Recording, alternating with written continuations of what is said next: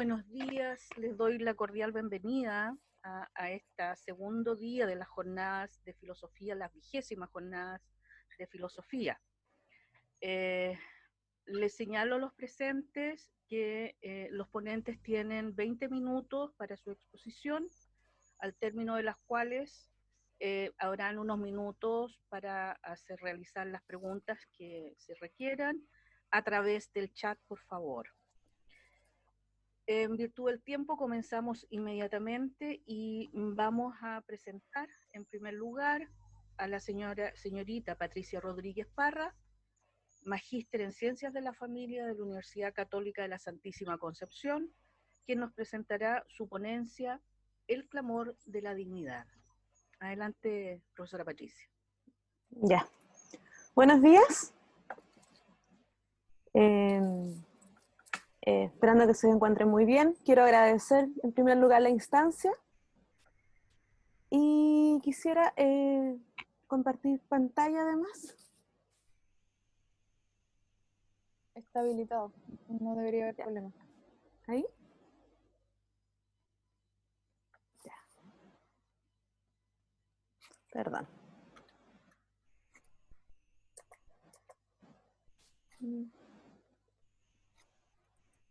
Perdón. Un segundo.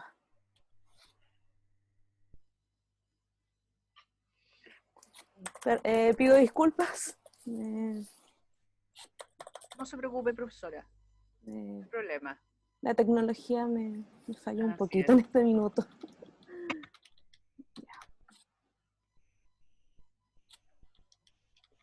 Ya, ahí sí. Ya, ahora sí.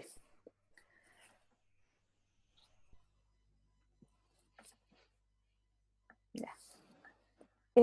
Bueno, la ponencia de este día tiene que ver con el tema de la dignidad humana. La denominé el clamor de la dignidad humana porque esta dignidad humana se ha visto en este último tiempo muy cuestionada. Hemos estado pasando por un periodo de grandes revueltas a nivel nacional, y por lo cual me ha llevado a reflexionar sobre este tema, de qué es lo que estamos entendiendo como dignidad. En octubre del año pasado, del 2019, todos fuimos testigos de que en nuestra sociedad chilena hubo un clamor, que fue gritar, y todas las personas de este país tenían en sus labios la palabra dignidad. Reclamábamos qué es la dignidad, por lo cual también se generó un sentimiento de cambio de constitución de las bases de nuestra institucionalidad cívica y política, un cambio de paradigma que nace desde el corazón del ser humano actual, cansado de viejas promesas, del abandono de la clase política, cansado de viejas promesas y sistemas que destrozan la llamada dignidad humana, que nos ha deshumanizado como sociedad. Como lo expresa una frase de una canción, nos duele, amigo, hasta los huesos, se endurecen nuestras entrañas, la injusticia, la cobardía nos va invadiendo, la hipocresía, hay tanta bronca acumulada, tanta traición disimulada, que nos cierran hasta las manos, y el desencanto nos va aquietando. Esta es una canción de un sacerdote argentino, que muestra mucho lo que nos está pasando en nuestra sociedad. Hay una suerte de cansancio, de rabia acumulada. Pero la pregunta es, ¿qué podemos hacer con todo esto? ¿A qué nos lleva a reflexionar sobre la dignidad humana? Aún podemos ver en las noticias, ya sea en los medios de comunicación, en las redes sociales, que aún se promueve el tema de la dignidad humana. Este tópico, este tema es muy relevante, ya que incluso ha motivado un segundo aire de proceso constituyente, que ni siquiera la pandemia del COVID-19 ha podido hacer olvidar. De hecho, la pandemia nos ha mostrado más latente la dignidad del ser humano y cómo se ha ido deshumanizando. De hecho, el Papa Francisco I, en la audiencia general del miércoles 12 de agosto, afirmó que el coronavirus no es la única enfermedad que hay que combatir, sino que la pandemia ha sacado a la luz patologías sociales amplias. Agrega el sumo pontífice: la visión distorsionada de la persona, una mirada que ignora su dignidad y su carácter relacional, una mirada de los otros como objetos para usar, descartar, que fomenta una cultura del descarte, individualista, agresiva, que transforma al ser humano en un bien de consumo. Cito al Papa. Es más, buscamos hallar la verdad primaria y fundamental sobre las bases jurídicas. La dignidad humana se ha transformado en una bandera de lucha, de hombres y mujeres que experimentan en el diario vivir, en sus trabajos, en el trato que tienen las instituciones hacia ellas, el clamor del respeto de la dignidad. Acá quisiera compartir lo siguiente. De hecho, en nuestro país hubo que proclamar una ley para que las personas pudiesen estar sentadas en su trabajo. A ese extremo hemos llegado como sociedad. La llamada ley de la silla. Si leemos nuestra Carta Magna, en muchos lugares se menciona la palabra dignidad. De hecho, en las bases fundamentales de la Constitución, en el capítulo 1, señala que las personas nacen libres e iguales en dignidad y derecho. Por lo tanto, en nuestra Constitución actual, la dignidad sería un soporte de los derechos humanos, según también lo plantea un autor muy conocido en derecho, que es Humberto Noguera. Siguiendo esta línea, es imperante que en la actualidad nos preguntemos, ¿qué es eso de la dignidad humana y vida humana? ¿Qué es eso lo que llamamos dignidad y vida humana? Bueno, si vamos a la antropología, a los conceptos de la filosofía, como ustedes bien sabrán, la dignidad humana tiene sus raíces en la sociedad griega. Sin embargo, ha ido evolucionando al transcurso del tiempo en la historia humana, y de ser un concepto vinculado a una posición social, como ustedes deben bien saber, a la autonomía y capacidad moral. Ahora, en el siglo XXI, se constituye en el fundamento indiscutible de los derechos humanos.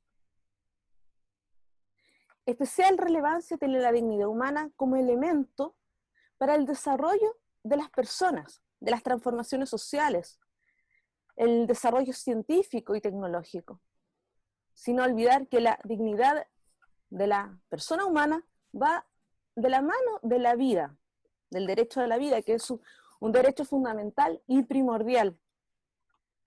Por eso es tan importante que pensemos qué es la dignidad, que nos detengamos a reflexionar filosóficamente, también desde lo jurídico, porque no es algo que esté solamente en el mundo de las ideas, sino que está en la vida concreta, en el día a día, en el diario vivir.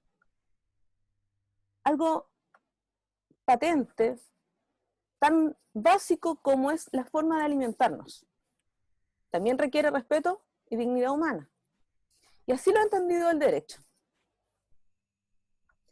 Por ejemplo, lo que señalaba hace unos minutos atrás, que en el derecho laboral se fija un espacio de tiempo para que el trabajador pueda comer, estableciendo requisitos mínimos, requisitos que ni siquiera se respetan en su totalidad. Basta caminar por la calle y ver a las personas de un proempleo que tienen que comer en la calle. Y la llamada ley de la silla, como lo mencionaba antes, que exige que los vendedores puedan sentarse. Es decir, el derecho debió decirle a la sociedad actual: mira, ese sujeto que tú tienes delante tuyo no es solamente un sujeto de derechos y obligaciones, sino que también es una persona, que es un tú, alguien que merece que lo respetes, es un igual entre iguales. Bueno, volvamos a la Constitución. El concepto de constitución de dignidad humana en la Constitución ha estado permanentemente en las normas jurídicas. como lo señalé antes, las personas nacen libres e iguales en dignidad y derecho. El artículo 1 de la Constitución Política de la República, que está situado en las bases de la institucionalidad, señala que la estructura básica es persona humana, sociedad y Estado. Esta es una concepción que en el derecho constitucional tiene una base aristotélica, ya que, como bien sabemos, Aristóteles entiende a nuestra sociedad como una unidad originaria, y que se mantienen las relaciones entre los miembros, y que solo pueden entenderse a partir de la naturaleza de un todo. Es una concepción de sociedad compleja, conformada por personas y grupos intermedios, que tienen como fin satisfacer las múltiples necesidades. Es decir, es una sociedad que tiende al bien común. También el artículo 1, el inciso primero, constituye una novedad en las constituciones que ha tenido nuestro país, ya que la de 1925 no se encontraba una norma similar. De hecho, en el artículo 1 señalaba que el Estado de Chile es unitario, que es el actual artículo 4, y que su gobierno es republicano, democrático y representativo. Es más, el texto primitivo no hacía referencia tampoco a la igualdad entre hombres y mujeres, lo cual lo señala la Constitución actual. De hecho, la Constitución primitiva de 1980 señalaba hombres, y se cambió por la palabra personas. Y de hecho, en la ley 19.611 del 99, ayer, si hablamos de términos jurídicos, se agrega que los hombres y las mujeres son iguales en dignidad y derechos, lo cual está en el artículo 19, número 2. El texto constitucional nuestro declara libertades, igualdades y dignidades de todos los seres humanos, y una característica fundamental es el tema de la dignidad, lo cual se resalta mucho. De hecho, el artículo 19, número 1, va muy de la mano con el artículo 1, en el cual el artículo 19 señala: la Constitución asegura a todas las personas, número 1, el derecho a la vida, a la integridad física y psíquica de la persona humana, lo cual hace reflexionar de que la dignidad es muy importante para la Constitución chilena. Entonces nos preguntamos, ¿qué es la dignidad humana? Podemos decir que significa que es algo valioso, estimado por sí mismo, que radica en un valor intrínseco de la persona, no por lo que hace, por lo que tiene, sino por lo que es, y por esto debe ser respetado. Además, si miramos un poco desde el punto de vista de la filosofía, el mismo Kant nos señala que el hombre nunca es un medio, sino que es un fin. Lo dije al revés, perdón. ¿Y de dónde emana esta dignidad humana? Esta es una pregunta muy importante, ya que hay varias respuestas. Depende de la corriente antropológica en que me sitúe, puedo decir de dónde emana esta dignidad humana. Para la actual Constitución, esta dignidad emana del jus naturalismo, es decir, de la naturaleza misma del hombre. Y es el hombre un ser valioso por sí mismo, que es un ser capaz, es una unidad orgánica, y además que tiene un fin.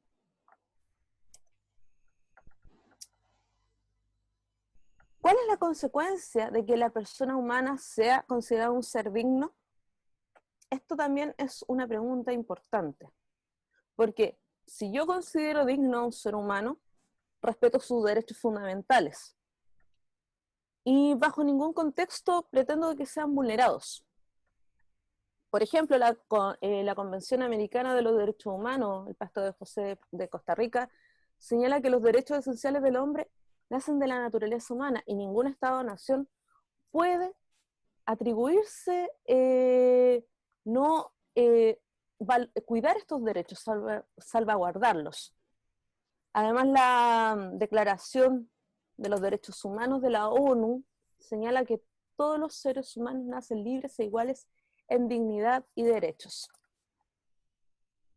Por tanto, su respeto y tutela en las relaciones sociales toma una especial dimensión al considerarse no solo un deber moral, no es solamente un deber moral, sino que también es un deber jurídico, al cual el Estado está al servicio y no al revés. Es decir, la persona humana no está al servicio del Estado.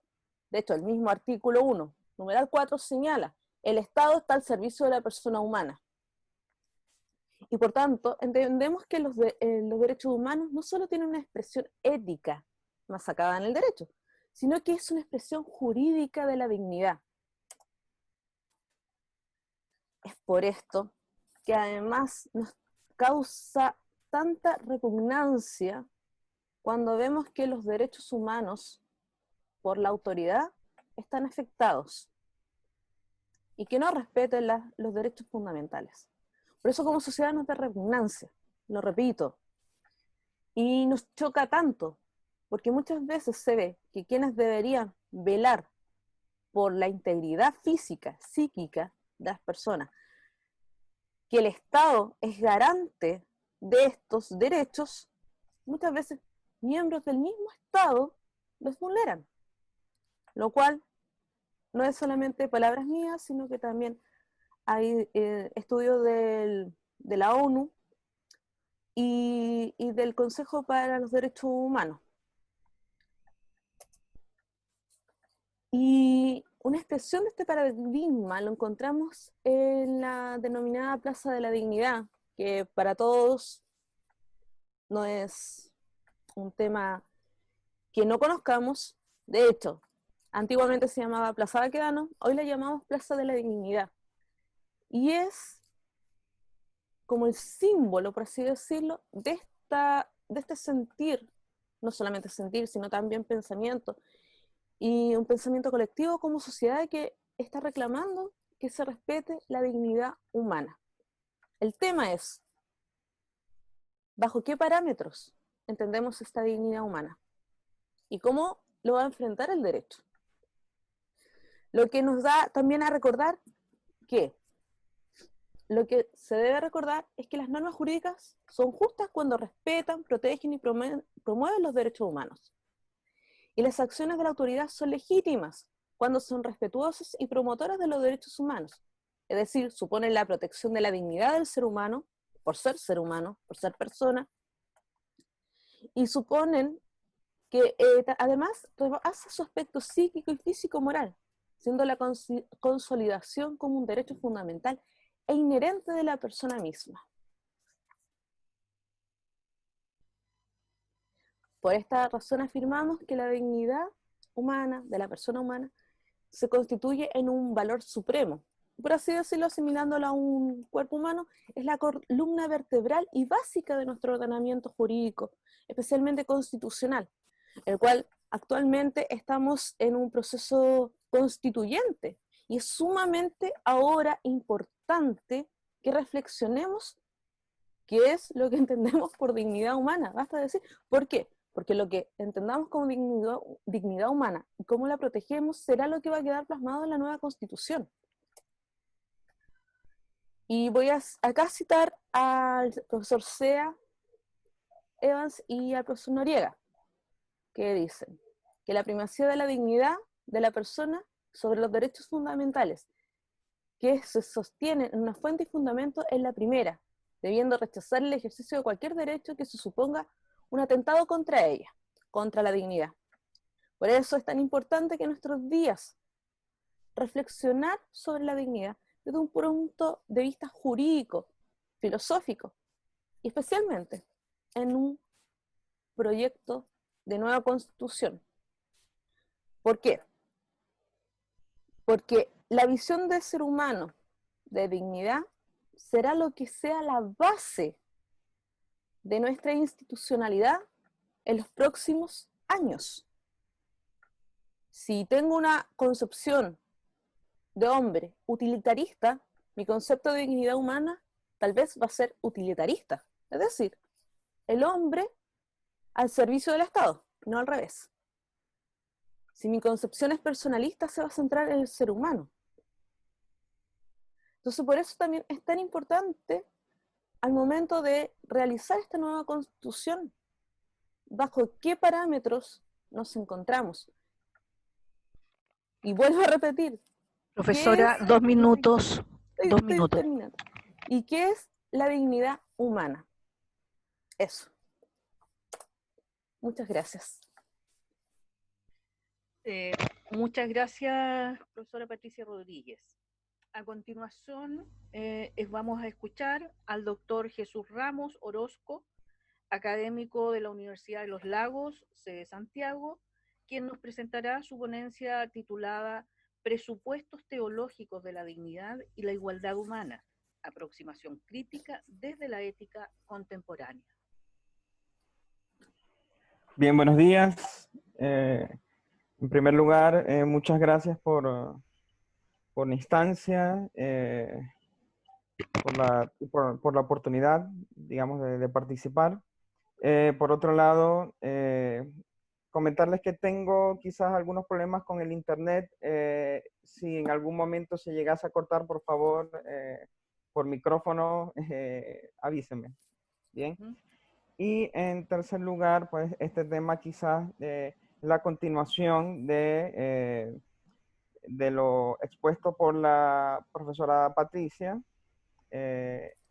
Claro, quizás desde una perspectiva, no sé, ética, crítica, en principio tiende a ser bastante controvertido el tema como se plantea. Quiero que se entienda, en principio, que no es una negación de la dignidad ni de la igualdad humana, sino una aclaración del concepto en función, pues, de una visión ética crítica contemporánea. Bueno, mi exposición será oral. El tema de la dignidad humana es de gran preeminencia y del cual existe numerosa bibliografía en diversas disciplinas. Deriva del adjetivo latino dignitas y se traduce por valioso, privilegiado, y en su concepción más tradicional hace referencia al valor intrínseco del ser humano en cuanto ser pensante, libre y creador, como es señalado en la Declaración de Derechos Humanos. Y cito, todos los seres humanos nacen libres e iguales en dignidad y derechos, y dotados, como están, de razón y conciencia, deben comportarse fraternalmente los unos con los otros. Fin de la cita. Ahora bien, hay diversos problemas que surgen de esta definición, tanto en el origen como en la praxis, más aún en la concreción de la conducta moral, que es la que nos compete en este trabajo. La dignidad no es un mérito que surge de modo natural o una cualidad inherente a algún ser. Esta es una característica dada a posteriori, luego de cierta reflexión y consideración. Es por ello que el ser humano no es digno de por sí ni a priori. Este presupuesto a priorístico de la dignidad humana tiene su génesis y fundamento en el fuero teológico. Esta dignidad de la cual hacemos mención proviene de la tradición judeo-cristiana, en nuestro caso concreto, como provenientes de Occidente, y no es de naturaleza jurídica, antes bien, es de carácter ético-religioso. Y cito a Ángel Martín. Hasta la abolición de la esclavitud, la dignidad humana no fue atributo de la especie, sino privilegio de clases. Fin de la cita. Es por ello que no le es propio al hombre en su constitución ni en su manera de ser tal dignidad humana. Esta es solo concebida y por ende otorgada por Dios como don gratuito de su gracia, como herencia. Es una dignidad de índole sobrenatural. De modo que esta dignidad, al ser de procedencia teológica, no responde a ninguna índole ontológica, como muchos la quieren hacer ver, ni alguna índole jurídica, solo por ser imago Dei, es decir, imagen de Dios. De no ser así, aún no ha podido probarse de qué manera y hasta qué punto el hombre es digno o no, cosa que no concibo fuera del campo de la teología. Y es en este argumento en el que se se sostienen todos los demás supuestos teóricos en los que al derecho se refiere, ya que en el caso del derecho natural como privilegio intrínseco del hombre, solo tiene su asidero en la teología y en la ley divina positiva que deriva de esta. Cito nuevamente a Ángel Martín.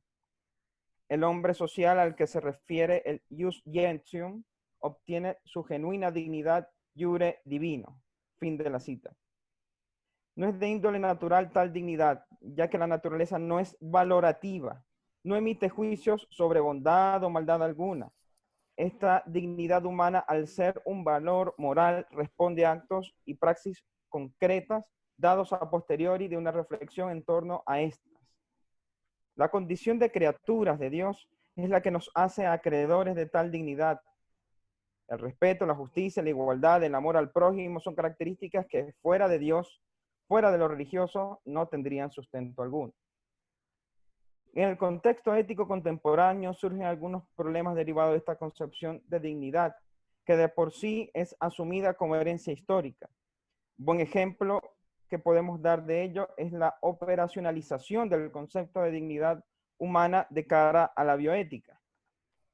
La referencia a la dignidad humana como principio en diversas constituciones nacionales y declaraciones internacionales sobre bioética como valor fundamental que legitima los demás principios en vez de ampliar su aceptación, está creando cuestionamientos sobre la fundamentación de dicho principio en la praxis.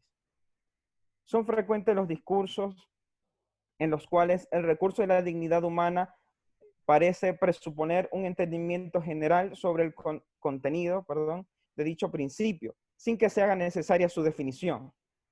Es decir, se presupone. En último análisis, esta suposición prescinde del reconocimiento de la diversidad de fundamentaciones teóricas, usos e implicaciones que pueden ser atribuidos a este concepto. Es indudable que tal dignidad humana es la que estructura la constitución teórica de los derechos humanos, y sin tal dignidad, estos derechos inalienables serían impensables. Asimismo, existen dos posturas como posibles soluciones para solventar la problemática de la dignidad humana y la bioética. Al respecto, señala el especialista en bioética Monique Pirro. Cito: en la literatura se encuentran actualmente dos soluciones para la presente problematización, que llamaremos aquí culturalistas y negativistas respectivamente. Según la primera, el concepto de dignidad humana no contempla la diversidad cultural. Como ejemplo de la posibilidad de un abordaje divergente de la individualista arraigada en la constitución de este concepto, algunas comunidades étnicas, como es el caso de algunas naciones indígenas brasileñas, subordinan el individuo y su supuesta inalienable dignidad al colectivo, a sus intercambios sociales y reconocimientos culturales. La visión negativista, que pretende salvar el concepto, no escapa de la misma tentación de universalidad al proponer una construcción y abordaje de la dignidad en forma negativa, o sea, partiendo de la percepción de lo que no es digno, negando así la canalización del mal, la falta de respeto por la condición única y elevada que el ser humano posee. Fin de la cita. Como ya se ha referido anteriormente, raya en lo absurdo universalizar la dignidad humana fuera del contexto teológico, ya que no todas las culturas tienen la misma visión del hombre y de su contexto, y no todas tienen esta dignidad como centro de su praxis ético-moral. La naturalización de la dignidad humana, como lo intenta hacer Aristóteles y posteriormente el cristianismo, en la cual dicha dignidad es de carácter ontológico, no es consecuente frente a las diversas críticas culturalistas y no religiosas de la reflexión ética. Es a partir de estas contradicciones que podemos elaborar un interrogante que puede determinar este problema. Teniendo en cuenta que la dignidad es un privilegio, como refiere su etimología dignitas, esta viene a ser una condición innata o resultado de una atribución social que establece los límites de un mínimo de convivencia negociable dentro de la praxis ético-moral. Es mayormente aceptado que dentro de una determinada cultura, esta dignidad humana responde a un estatus, con su poder, derechos, privilegios, exigencias y obligaciones propias de un papel social. Es un carácter ontológico o religioso original. La dignidad no sirve como parámetro para demarcar concretamente las cuestiones éticas actuales, como la vida humana, la manipulación, intervención genética, la ingeniería genética, clonación, entre otras. Ahora bien, es menester preguntarnos, ¿hasta qué punto existe la igualdad humana? ¿Cuál es el fundamento? ¿Cómo es esto en la praxis? Este es un tema que va a la par de la dignidad humana, y de la cual existen diversas interrogantes para su reflexión y sistematización. La igualdad humana es dada a partir de un contexto teológico. En él todos somos iguales a los ojos de Dios y poseemos los mismos derechos. Cito al Concilio Vaticano II. La igualdad,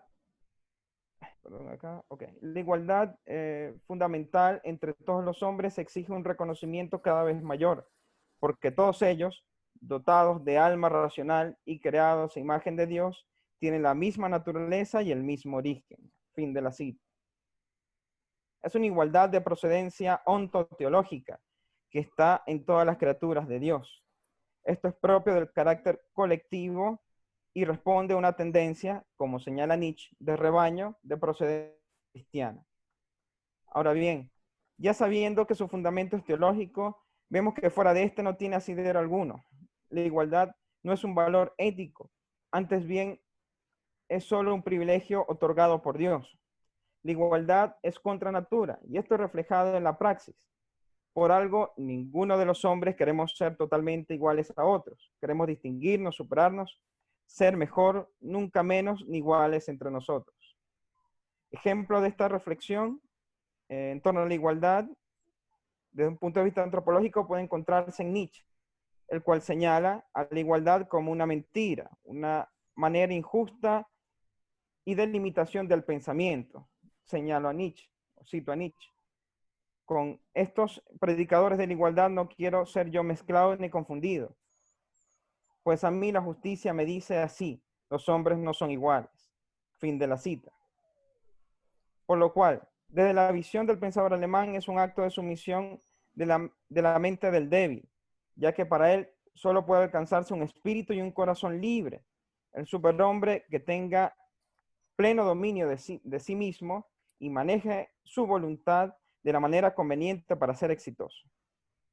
La igualdad no es una virtud para Nietzsche, sino un estancamiento en la mediocridad.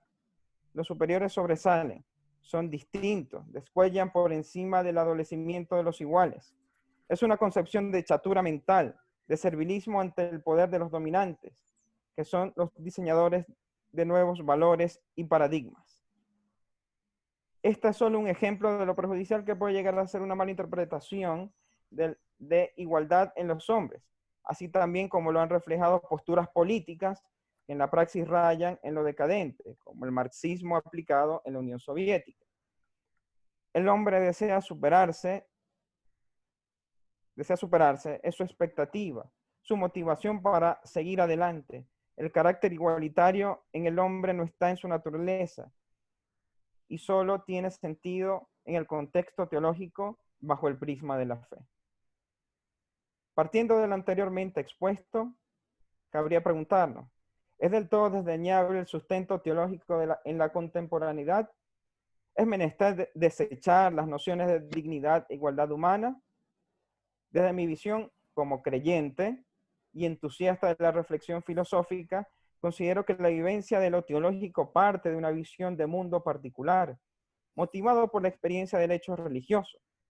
Asimismo, desde la religión se tiende a establecer preceptos morales para una conducta humana acorde a lo socialmente establecido, en tanto que bueno desde una perspectiva religiosa, e instaurar rituales que correspondan a algún determinado contexto cultural.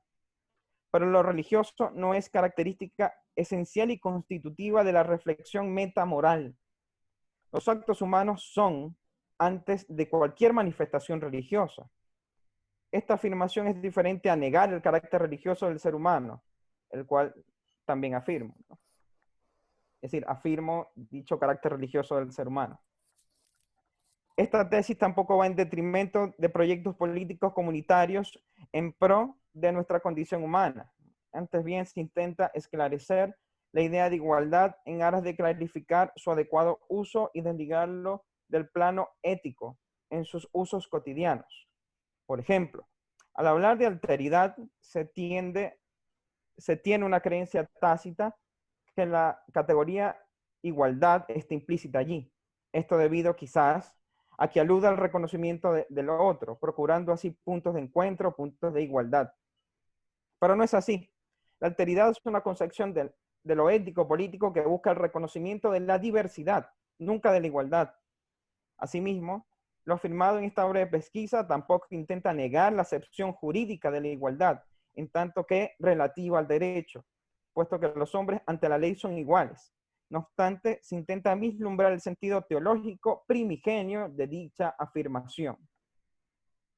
Desde la ética contemporánea es menester abordar de manera crítica los aspectos que son constitutivos de los actos humanos, por lo que aclarar la dimensión extramoral de la dignidad y la igualdad humana es sumamente pertinente en la actualidad, por lo cual el fin de una ética crítica es reflexionar sobre la moral del ser humano en su factum. Y cito a Adela Cortina: la ética pretende desplegar los conceptos y argumentos que permiten comprender la dimensión moral. Fin de la cita. Tanto de la dignidad como de la igualdad no puede predicarse algún valor ético, puesto que lo metamoral hace referencia a la conducta del ser humano. Muchas gracias. Muchas gracias, doctor Jesús Ramos. Es el turno ahora de la magíster Carolina Lagos, académica de la Universidad Católica de la Santísima Concepción, quien presentará la ponencia El Homo Symbolicus en el mundo desencantado. Profesora. Muchas gracias, profesora Gladys. Gracias también a todos los presentes por su asistencia. Agradezco también a las interesantes ponencias anteriores. Voy a exponer en este momento, bueno, el título indica, ¿cierto?, que esta es una exposición que se refiere a la ubicación o la situación del Homo Symbolicus en el mundo desencantado. Es una breve reflexión que quiero compartir con ustedes. Antes sí quiero aclarar que tengo alguna dificultad con el audio, creo que se escucha muy bajo, entonces si me lo pueden indicar, por favor. ¿Se escucha bien, profesora? ¿Se escucha bien? Qué bueno, bien.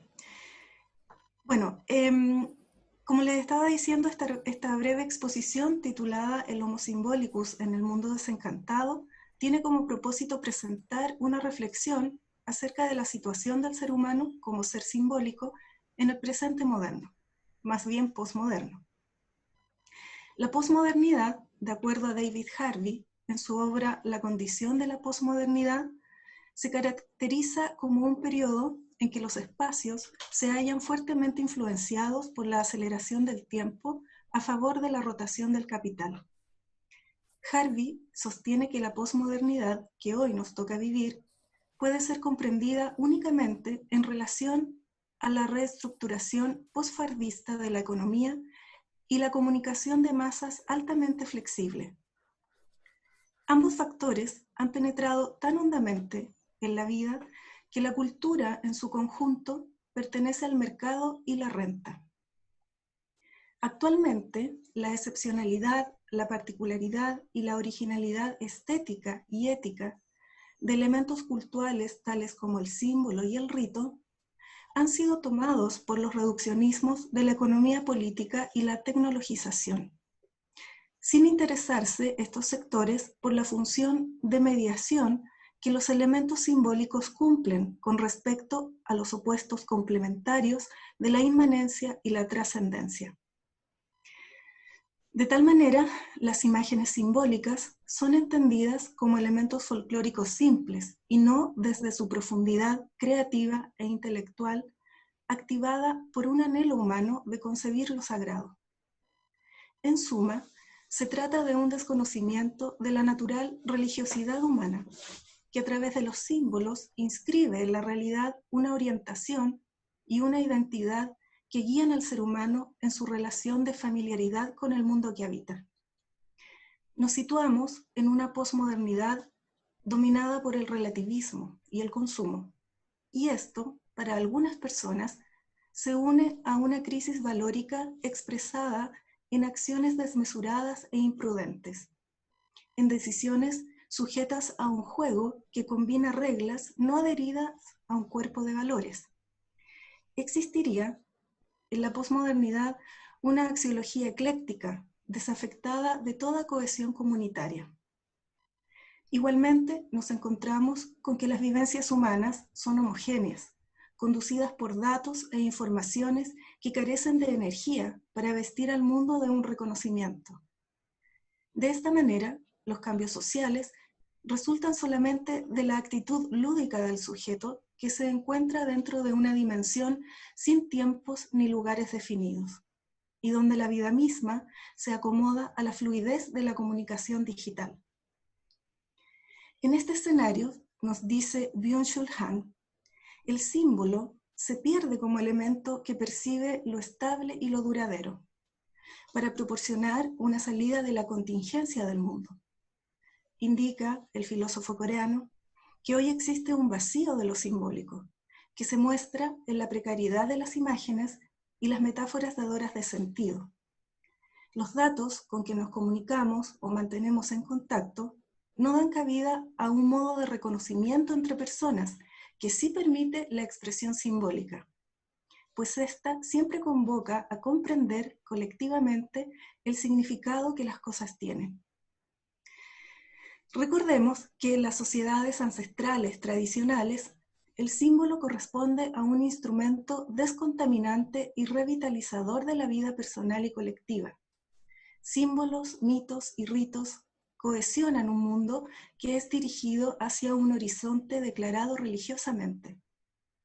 La forma cultural producida por el pensamiento mítico tradicional se desarrolla de acuerdo a distintas pautas de memorización, ritmo y repeticiones de relatos que poseen la capacidad plena de nombrar entidades, lugares, espacios y tiempos.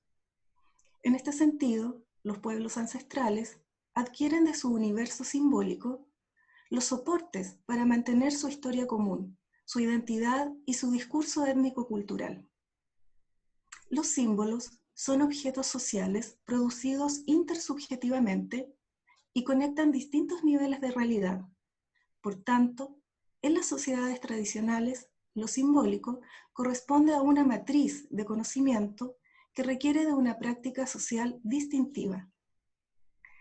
Según Peter Berger y Thomas Luckmann, los universos simbólicos representan marcos significativos objetivados socialmente, que contribuyen a la dotación de sentido e integración social de las personas. Ahora bien, en el presente que nos toca, el proceso que busca hacer del mundo una aldea global se ve obligado a eliminar las acciones que nos facultan para diferenciar los tiempos sagrados de los profanos, los momentos festivos de los cotidianos. De esta manera, el mundo se llena de vivencias que no son más que variaciones de lo mismo. Al respecto, dice nuevamente Chul Han, la cultura se hace opuesta a la heterogeneidad, lejana a la alteridad y contraria a las diferencias. Y nuestro mundo va convirtiéndose en un infierno de lo igual, que no da lugar a la creación e imaginación humanas.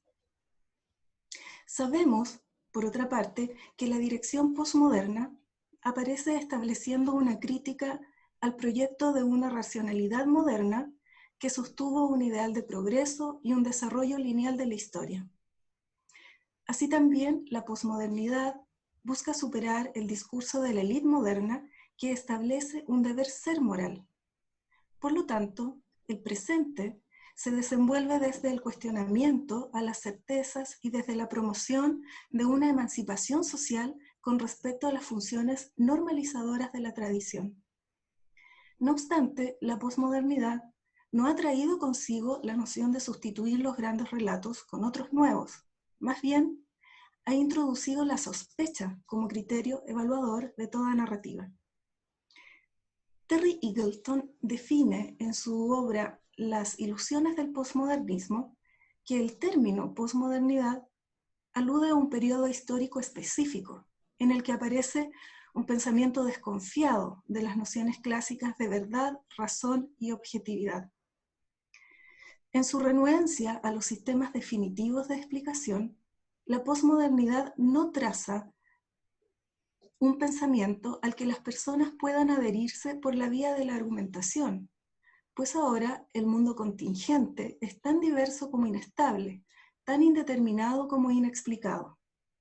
Desde aquí, Eagleton indica que hoy existen razones bien concretas para decir que la posmodernidad en Occidente ha provocado un cambio histórico, dirigido, y ahora cito al autor, comillas, hacia una nueva forma de capitalismo, hacia el efímero, descentralizado mundo de la tecnología, el consumismo y la industria cultural. Las industrias de servicios, finanzas e información triunfan sobre las manufacturas tradicionales y las políticas clásicas, basadas en las clases, ceden su lugar a una difusa serie de políticas de identidad. Cierre de comillas. La posmodernidad ha desorientado la soberanía del hombre occidental, descolocando a instituciones y convenciones que largamente permanecieron naturalizadas. Sin embargo, ello no ha implicado la posibilidad de establecer un mundo más libre y con apertura a la trascendencia. Más bien, como ha dicho Gabriel Marcel, el desencantamiento del mundo ha llevado a la humanidad a asumirse como un simple haz de funciones, dentro de una realidad materializada y vaciada de su misterio.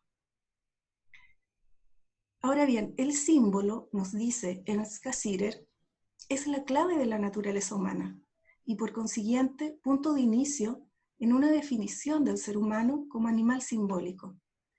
Según el filósofo, la entrada de la especie humana en el universo de la creación simbólica da cuenta de la inclinación inherente del ser humano de trascenderse a sí mismo a través de signos que le permiten ir por sobre el medio natural. Cassirer sostiene que nuestra estructura antropológica posee una disposición simbólica orientadora, referida a una particularidad capacidad de interpretar las entidades con las que entramos en contacto. Por lo tanto, el símbolo, que es parte del lenguaje, surge como un contenido de significado, que constituye siempre una función y no una simple afección.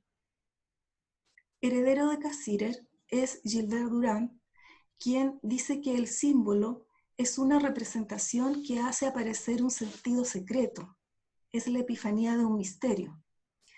En Durand se halla la idea del símbolo como transportador de algo que se representa desde lo sensible, pero que en sí mismo es inaccesible e inagotable. De modo que el símbolo pertenece al campo de las cosas ausentes, que permanecen en la metafísica, la religión y la magia. El simbolismo posee una especial adaptación a las exigencias de una naturaleza humana que no es puramente intelectual, también es una naturaleza sensible, capaz de elevarse a esferas superiores. Lo anterior nos lleva a decir que el símbolo es un componente cognoscitivo que nos entrega en transparencia la visión de una realidad transnatural oculta, que no puede ser vista por sí sola y tampoco puede ser expresada con un lenguaje fáctico, técnico y reductivo, que parece ser primario en la posmodernidad. Lo simbólico posee la idoneidad de transformar una entidad en receptáculo de una fuerza exterior, que lo diferencia de su entorno y le da significado y valor. Esta función se observa en el hecho que las distintas culturas han recibido de los símbolos explicaciones que anclan en el mundo paradigmas de conocimientos fundadores de un horizonte humano. Entonces, los símbolos son expresiones que otorgan pertenencia a un cuerpo de valores culturales que son aceptados como una información revelada. Por este sentido, Mircea Eliade piensa que el simbolismo de lo sagrado ha entregado a la humanidad la posibilidad de tomar su lugar en el universo. Con sus contenidos oníricos y poéticos, los símbolos son la cristalización de la doble dimensión humana, a saber, su apertura a un centro trascendente y su condición mundana. La palabra símbolo, procedente del griego símbolon, designa la reunión de dos partes o mitades. También evoca el reconocimiento mutuo entre dos personas amigas que alguna vez compartieron una parte de algo y que posteriormente vuelven a reajustar por medio de una compartición o coparticipación. Esta traducción del símbolo como algo compartido remite al deseo ontológico del ser humano por adquirir un sentido de unidad. Pensar en la influencia del símbolo en la actualidad de una cultura occidental visiblemente alejada de la extensión metafísica es ciertamente algo complejo. Debe tener en cuenta convocar la reflexión hacia un redescubrimiento del elemento simbólico, no solamente por su interesante aparecer en las obras del cine, la literatura y el arte en general. Debe considerarse el fondo y la trascendencia que la simbolización sagrada posee de modo radical para muchas formas de vida marginadas, no solo desde la modernidad ilustrada, que permitió el aparecer de los pensamientos colonialistas, sino en esta posmodernidad que no supera la racionalidad instrumental. Vemos hoy una emergencia del símbolo, tanto en las investigaciones epistemológicas del lenguaje como en los exámenes antropológicos, sociológicos y etnológicos. En efecto, en la actualidad se ha producido una tendencia por afirmar el valor del símbolo desde su tarea de representar el misterio. Sin embargo, no podemos dejar de señalar que en un periodo donde el lenguaje unívoco y técnico se mantiene dando nombre a todos los aspectos de la realidad, existen sociedades que con toda lógica y validez desean que su tradición simbólica religiosa no sea tocada por otros sustratos epistemológicos. Entonces, si decimos que el símbolo hoy da que pensar, evidentemente lo hace en términos filosóficos, pero igualmente como una problemática social de un mundo comandado por serios reduccionismos que no permiten vehicular la real aceptación de aquel pensamiento que busca de manera constante regresar al tiempo de los comienzos para recordar sus verdades originales, sostenedoras de cosmovisiones que son genuinas respuestas intelectuales para vivir la vida dignamente. El estudio del símbolo ya no puede consistir únicamente en describir la riqueza de sus imágenes. Se trata de conducir un real reencuentro con los saberes que han quedado atrás en la línea del tiempo, pero que permanecen como aquella parte faltante de la unidad. En la medida que no exista el retiro del racionalismo homogeneizador que provoca un apagamiento cultural, mientras se mantenga la coerción que ejerce el discurso político mecánico, que no da espacio a otros discursos étnicos culturales, la posmodernidad seguirá por la vía del desencantamiento del mundo y la indeterminación abismante del ser humano. Cuestiones ambas que no contribuyen a la generación de un mundo de acogida, más bien intensifican la expulsión injusta de personas que han mantenido hasta el día de hoy su identidad propia, precisamente desde una concepción simbólica sagrada de la naturaleza y el cosmos. Muchas gracias. Muchas gracias, profesora Lagos. Damos entonces inicio a la sesión de preguntas de 15 minutos. La primera pregunta es para la profesora Patricia Rodríguez y dice: ¿hay un estándar mínimo de dignidad cuando se podría entender que todos los seres humanos tienen dignidad y por ende sentir que se ha cumplido en los hechos el artículo 1 de la Constitución? Es una pregunta compleja. Lo voy a tratar de responder lo mejor que pueda.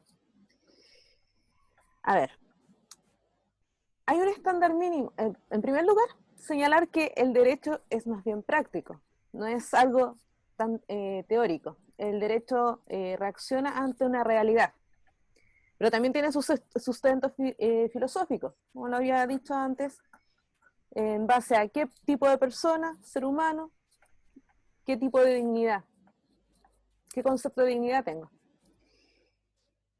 Si bien hay estándares mínimos, en la misma Constitución lo señala. En el artículo 1, las personas nacen libres e iguales. En el artículo 19 de la Constitución Política de la República, el numeral 1, la Constitución asegura a todas las personas derecho a la vida, a la integridad física y psíquica de la persona. Y en las leyes, especialmente laborales, hay un mínimo de trato. Pero a lo que se refiere la pregunta, si bien entendí, es si la persona cree, ya cumplí, entonces puedo estar tranquila. Si cumplí con el estándar mínimo. Y muchas veces la gente se queda en el cumplimiento de lo mínimo. Y de hecho, el derecho exige lo mínimo que debiese exigirse, por ejemplo, en el campo laboral, el empleador. Lo mínimo es que dé un tiempo para que la persona tome colación, para que pueda almorzar. Y lamentablemente nuestra sociedad está funcionando en los mínimos. Es como el campo de la del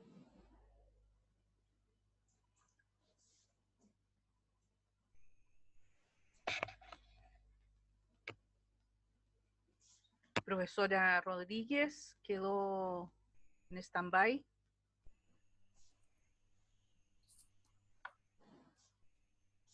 se me cayó el internet.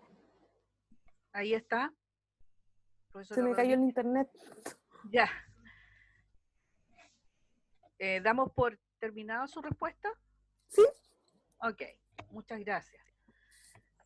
Para el doctor Jesús Ramos, la siguiente pregunta. Si consideramos al ser humano solo desde un enfoque científico, ¿qué se entendería por dignidad? ¿O no es posible aplicar esta categoría? Bueno, a ver, no es el sentido en el que yo hice el análisis de la dignidad y la igualdad humana, ¿no? Es decir, yo no estoy hablando de una perspectiva científica. A ver, y este tema de lo científico quizás pueda variar según la concepción. A ver, quizás desde el derecho, desde lo jurídico, digamos, obviamente es algo que es taxativo, ya está determinado, obviamente es importante, es coherente dicho concepto de dignidad, ¿de acuerdo? Pero lo que yo intenté exponer es una aproximación a la ética de una perspectiva crítica. Es decir, que cuando se habla de dignidad e igualdad humana en su génesis, en su origen, tiene un fundamento teológico. Sería absurdo negarlo, ¿de acuerdo? Entonces, yo creo que no, ya eso sería, digamos, tema de otra discusión, ¿no? Hablar de su pertenencia de lo científico y hablar qué se entiende por científico, ¿no? Bien. Ok, muchas gracias. Para la profesora Carolina Lagos, la siguiente pregunta. ¿Qué acciones podrían ayudar a restituir la posibilidad de establecer algunas certezas que le permitan otorgar un nuevo significado a la existencia al hombre moderno? Uy, es una pregunta amplia y compleja porque habla de acciones que podríamos tomar para generar un nuevo significado. Bueno, en mi opinión, creo que las acciones culturales bien canalizadas, creo yo, tienen que ver también con una educación bien canalizada. Nosotros tenemos bueno, en nuestro país me imagino que esto es algo globalizado, ¿cierto? A la altura de los tiempos del mundo globalizado, tenemos una educación reduccionista. En realidad, no se tiene una perspectiva donde las personas que se están educando puedan conocer fuera de los márgenes que este pensamiento mecánico, reductivo, se puedan expresar y puedan también descubrir sus potencialidades imaginativas y creativas. Entonces yo creo que una tarea crucial de los estados en general, bueno, por una parte es promover una educación que permita el crecimiento, ¿cierto?, de la nación, pero si hablamos de un crecimiento con acciones bien definidas, no tenemos que hablar solamente de la hiperespecialización, de un racionalismo marcado, sino que también de generar aperturas al ámbito y a la dimensión teológica del ser humano. Como decía Javier Zubiri, nosotros tenemos que ser capaces de descubrir esta posibilidad de religación del ser humano. Y es ahí donde cabe el ámbito de lo simbólico. Yo me he referido al símbolo en términos bastante generales, pero si nosotros lo traemos a nuestra tradición cristiana, ¿cierto? Estamos muy ajenos de conocer el verdadero significado de estos simbolismos que nos reúnen como comunidad, que nos convocan como comunidad y que nos educan para generar una comunidad cristiana, efectivamente, solidaria, respetuosa, centrada en la dignidad humana, como han señalado los ponentes anteriores. Entonces yo creo que la acción fundamental y crucial se da a través de la educación, pero cuando los estados están conscientes de qué es lo que quieren entregar a las personas, más allá de conocimientos técnicos que no están mal, ¿cierto?, o mecánicos que tampoco están mal, pero si nos centramos solo ahí, vamos a perder esta dimensión teántrica del ser humano. No sé si he respondido a su pregunta. Ok, ¿sí? Está sintiendo quien preguntó, así es que así es. Ah, ok. Muchas gracias. El profesor Raúl Pineda. Uh-huh. Ok. Bueno, hay compartir algunas reflexiones que están en el chat, pero en virtud también del tiempo, les agradezco yo enormemente la participación a los tres expositores y tenemos un pequeño mensaje para aquellos que están presentes. Vamos a hacer un break. Retornamos a las 11 a una conferencia, ¿ya? Por lo tanto, hay que ir al link que está indicado. Y esta conferencia versa sobre límites y críticas al paradigma de los derechos humanos como norma de la convivencia social. Quien hace esta conferencia es la doctora Amaya Alves Marín de la Universidad de Concepción. Eso partiría a las 11 horas, ya exactas. Así que yo les agradezco y los invito después para seguir en las mesas que vienen a continuación de la conferencia. Muchas gracias.